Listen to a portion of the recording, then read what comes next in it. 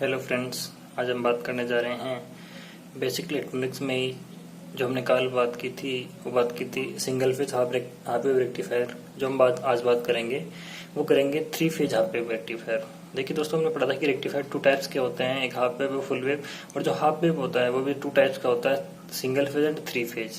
तो कल हमने सिंगल फेज की बात की थी, आज हम 3 फेज की बात कर रहे हैं। तो देखिए दोस्तों, इसके अंदर क्या होगा कि जो अपना सिंगल फेज हाफ वेव था उसके अंदर हम एक फेज का रेक्टिफिकेशन कर रहे हैं और उसमें एक डायोड की आवश्यकता होती थी। इसी प्रकार जो आपका 3 फेज रेक्टिफायर है हाफ वेव, उसके अंदर हम 3 फेज का रेक्टिफिकेशन करेंगे, अर्थात 3 फेज को एसी को डीसी में कन्वर्ट करेंगे।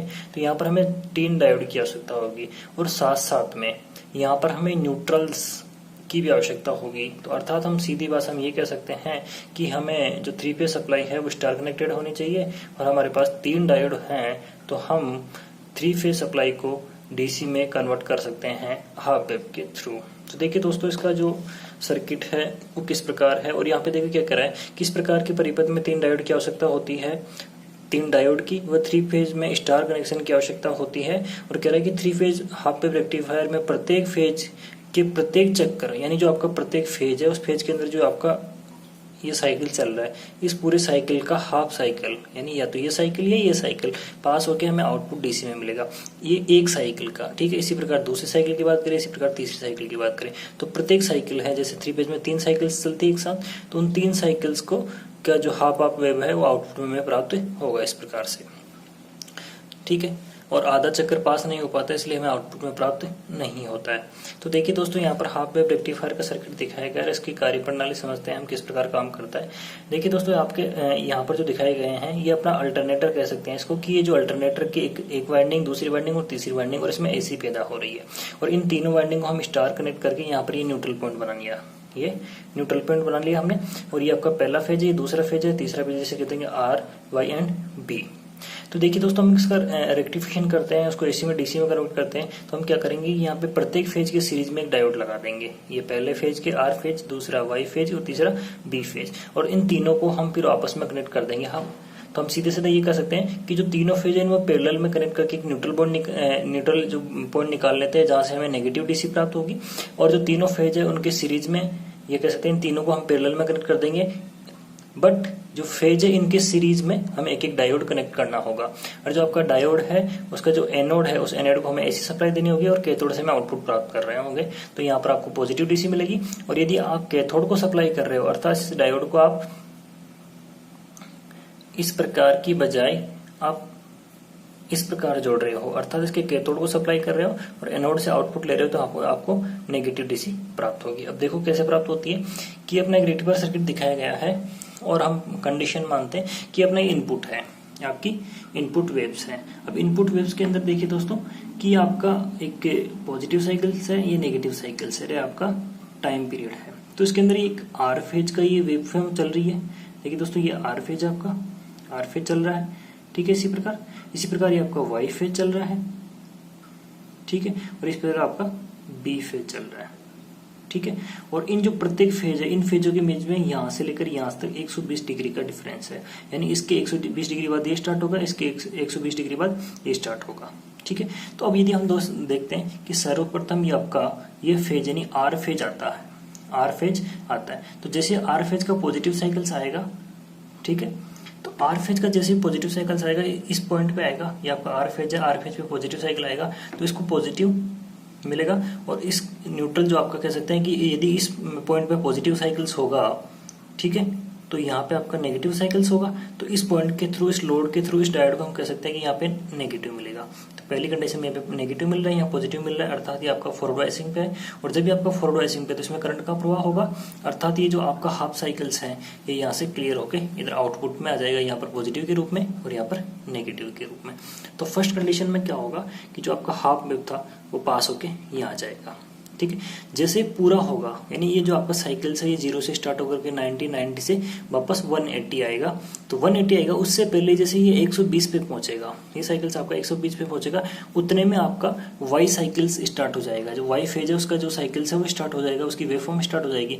तो यहाँ से उसके 120 डिग्री बाद, यानी आर के 120 डिग्री बाद आपका वाई फेज स्टार्ट होगा। और वाई फेज स्टार्ट होगा तो ये भी इसका फर्स्ट टाइम पॉजिटिव साइकिल्स आ रहा है, तो इसका भी सेम वही होगा कि आपका जो वाई फेज वाला जो डायोड है वो फर्स्ट कंडीशन में फॉरवर्ड वाइज पे होगा, और फॉरवर्ड वाइज पे होगा तो इसमें करंट का प्रवाह होगा। करंट का प्रवाह होगा तो अर्थात यहाँ से जो करंट है वो यहाँ पर होगी। तो जैसे ये एक 180 पे पहुंचेगी, 180 से पहुंचने से पहले ही अर्थात इसके 120 डिग्री पूरे करते ही यहाँ पे वाई फेज स्टार्ट होगा और वाई फेज का साइकिल्स आने लगेगा।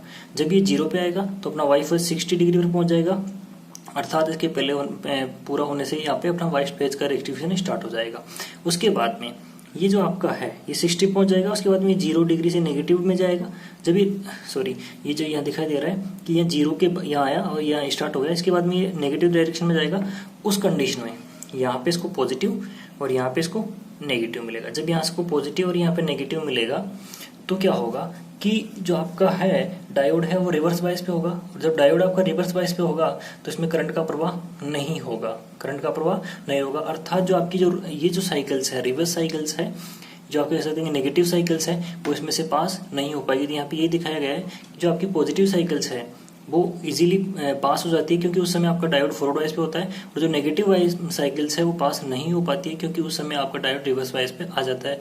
जब अपने डायोड को जो एनोड है उसको हमने एसी सप्लाई कर रखी है और कैथोड से हम आउटपुट ले रहे हैं, तो यदि हम उसको कैथोड को इनपुट कर रहे हैं और एनोड से हम आउटपुट सप्लाई ले रहे हैं, तो जो हमारा डायोड है वो नेगेटिव साइकिल्स को पास करेगा और पॉजिटिव साइकिल्स को ब्लॉक करेगा। अर्थात उस समय उसका रेक्टिफिकेशन अर्थात उसको एसी साइकिल्स है उसको डीसी में कन्वर्ट नहीं करेगा।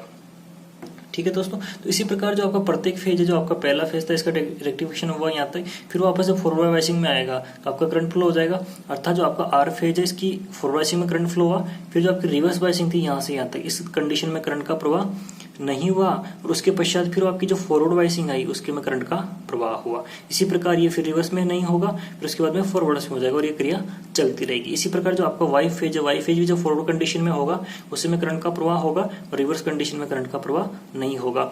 इसी प्रकार रिवर्स कंडीशन में नहीं होगा, उसके बाद में फॉरवर्ड कंडीशन में वापस हो जाएगा, फिर रिवर्स में नहीं होगा, फॉरवर्ड में हो जाएगा, ये आगे चलता रहेगा।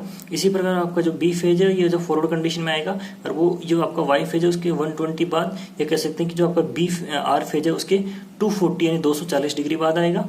ठीक है, जो सेम इन दोनों के बीच कंडीशन बन रही थी वही कंडीशन वाई और बी के बीच बनेगी, और ये आपका फॉरवर्ड वाइसिंग में करंट का प्रवाह हो जाएगा। जब ये फॉरवर्ड वाइसिंग आपकी आएगी तो करंट का प्रवाह हो जाएगा, अर्थात आउटपुट में ये मिलेगी। जब आपकी रिवर्स वाइसिंग आएगी, ये वाला साइकिल्स आएगा वाई फेज जो वाई का, तो यहाँ पे पास नहीं होगा, यानी इस साइकिल को ये ब्लॉक कर देगा। फिर आपका फॉरवर्ड पास हो जाएगा, फिर आपका रिवर्स पास नहीं होगा। ठीक है, तो इस प्रकार से दोस्तों कार्य करेगा आपका जो आपका 3 फेज हाफ वेव रेक्टिफायर है। अब इसकी विशेषता देखते हैं, इसकी विशेषता क्या क्या है।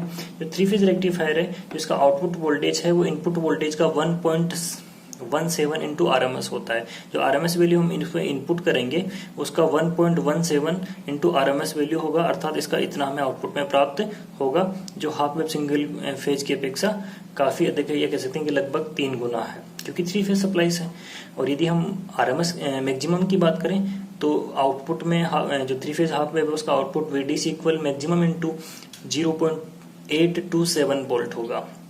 अपने पास यदि मैक्सिमम वोल्ट वैल्यू दे रखी हो तो उसको 0.827 से मल्टीपल कर देंगे, और यदि अपने पास RMS दे रखी हो तो 1.17 से उसको मल्टीपल कर देंगे, तो आउटपुट में हमें DC प्राप्त होगी।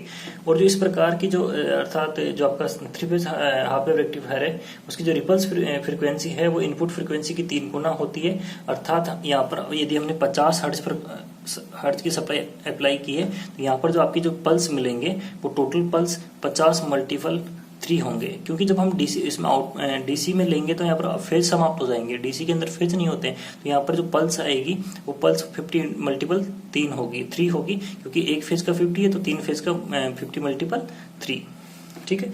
तो आपका जो आउटपुट ये कह सकते हैं कि रिपल्स फ्रीक्वेंसी होगी वो इनपुट फ्रीक्वेंसी का 3 गुना होगा, और जो उसका रिपल्स फैक्टर है वो 0.17 अर्थात 17% होता है, जो सिंगल फेज के रिपल्स फैक्टर से काफी कम होता है। और जिस भी रेक्टिफायर सर्किट का रिपल्स फैक्टर लो होता है वो डायोड एक अच्छी तरह से कार्य करता है, या अच्छा रेक्टिफायर डायोड रेक्टिफिकेशन सर्किट होता है। और जो उसकी एफिशिएंसी है वो लगभग 96.8% होती है, जो भी सिंगल फेज के रेक्टिफायर से काफी अधिक होती है। देखिए दोस्तों, मैं आशा करता हूं कि ये video 3 phase half wave rectifier समझने में काफी सुविधाजनक रहेगा। और इस प्रकार की वीडियो देखने के लिए जो आपका चैनल है उसको लाइक, शेयर एंड सब्सक्राइब करें। धन्यवाद।